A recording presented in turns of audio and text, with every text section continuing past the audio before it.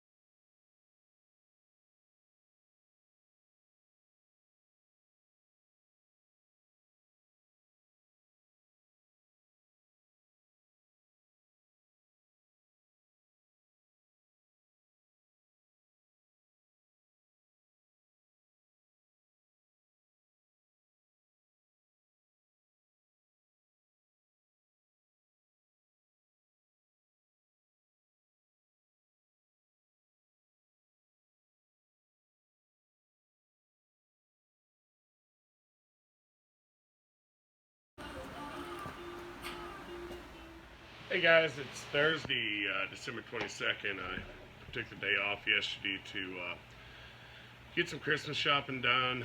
Had a few errands to run in town. Went out this morning here once it started snowing, picked up a bunch of stuff to start plumbing in that rear mounted radiator. It's supposed to be here Saturday morning. Hopefully it gets here.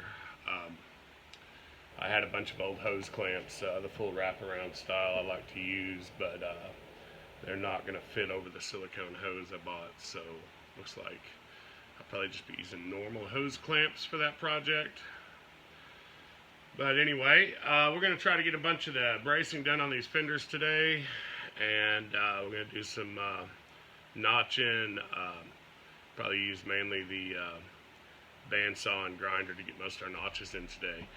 So I'm going to do this a little bit old school. I've got a tubing notcher. I just haven't used it enough to get all the angles down, so I'm going to do it the old way I'm used to doing it. Anyway, I think it'll be pretty good. Little Red Samurai is starting to grow on me. The more I get done, the more I'm liking the way it looks. Really liking how those fenders come out. And I think once we get the track width straightened out on the rear, I think we're going to be somewhere.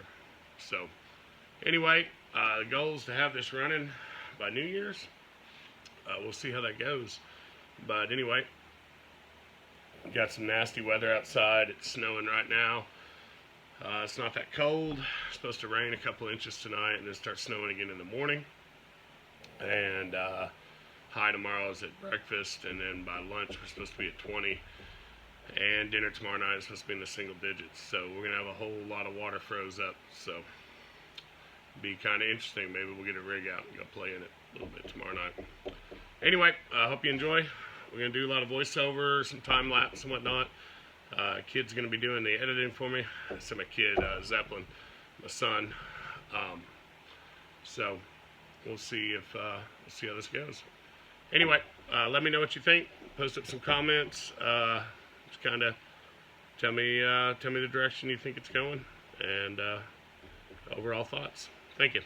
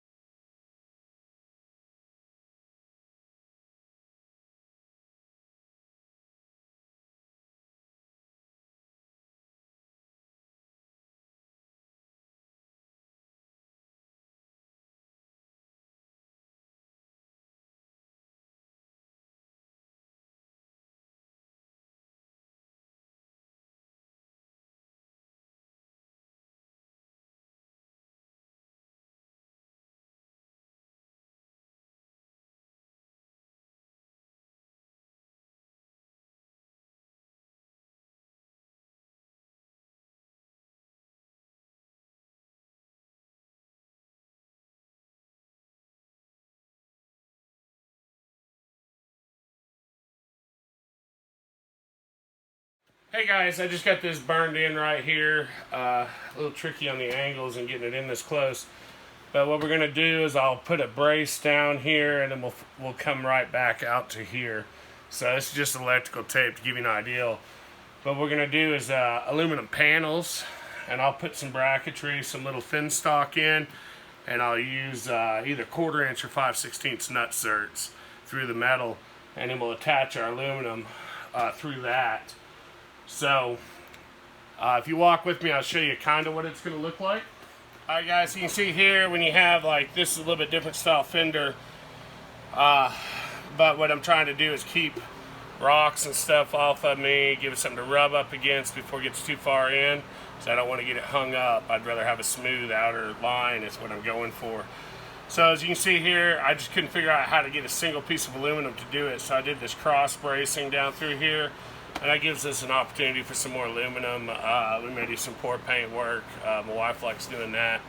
But we try to get everybody involved. So anyway, this is similar to what we're going to end up with over there, just a little bit smaller scale.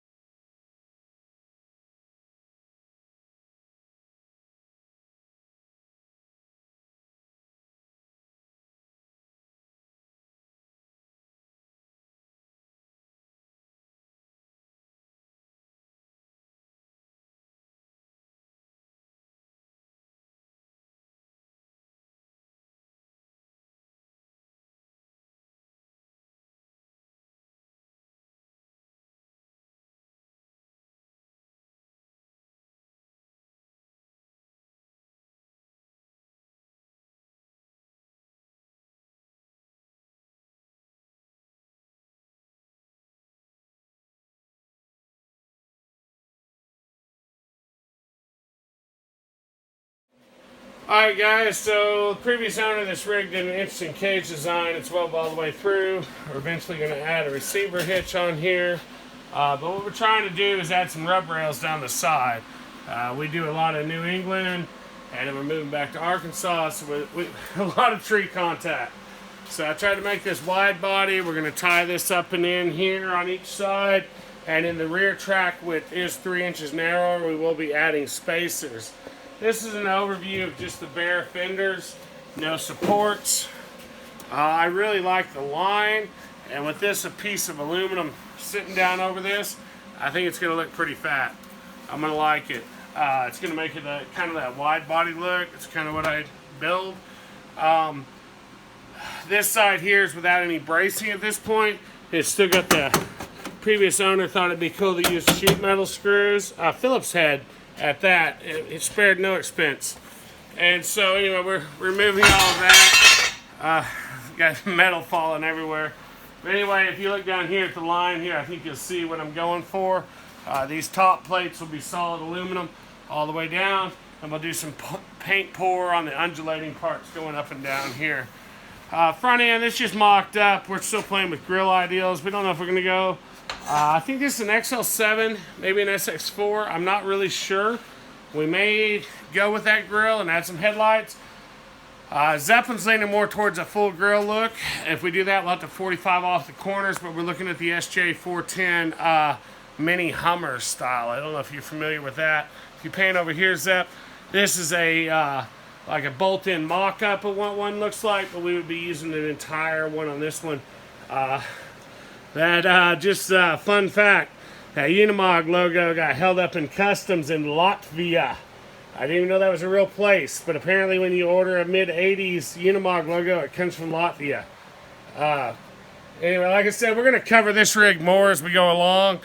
This is kind of going to be a junior of this. This is way overkill. This is going to be probably... my biggest fear is this is probably actually going to be better on the trails than the big one. So anyway, if that happens, that probably won't make the video. But what we're looking at doing is a full lid grill, and when we get done, it'll be modular light bars that come on in sequence. But it will be a solid beam of light across the front here. I think, Zeppelin, if you get down this angle here, did you get one from the front here? Okay. So picture this with, we're going to do some like aluminum panels spaced in down here, braced off. This rear section is just 1 inch, but it is 120 watt DOM. And should be fairly resilient, should hold up well. We still have to brace off the cage a little bit. What we're trying to do is keep rocks and the big debris out of the cab as we wheel. We've got a little sissified with the Sammy Mog. We do prefer to stay somewhat clean. We're not mud guys. This is what I just burned in, so we caught here at this node here, tying off these rub rails, which are never coming off. And anyways, you can see here when this gets the aluminum panels in, and then the fuel filler will actually be relocated right out here in the top of the fender. So you can see right here, currently, you would have to roll up the side of the soft top to put fuel in it. That's no bueno, so we're going to move that out right here. We'll brace off of here into the cage, and then probably do a solid plate of aluminum back here as well. Zeppelin, if you scroll around here, we're going to see I got a 36-inch dual-core aluminum XJ radiator coming in on Saturday. I'm not fighting the heater core. I just don't have it in me. We only have 1.5 years left in Pennsylvania, then we head back to Arkansas. So I'm mounting a triple... It's going to have three fans, 3 9-inch fans across the radiator core. Each one controlled on independent relay and switch. And so we're making our own heat. And when we get down there, we'll be able to roll up the back. The X-brace here, it looks like it's cool for a spare tire mount or something. I'm not a huge fan of it. Time will tell if this stays or goes. But... this is Redbeard's overthunk junk, so if it's going to be on one of our rigs, it'll probably be overthunk. Most likely it's going to end up being junk, but you know what? That's kind of what we like. So anyway, thank y'all. This is where we're at right now, and we're going to get a little more done.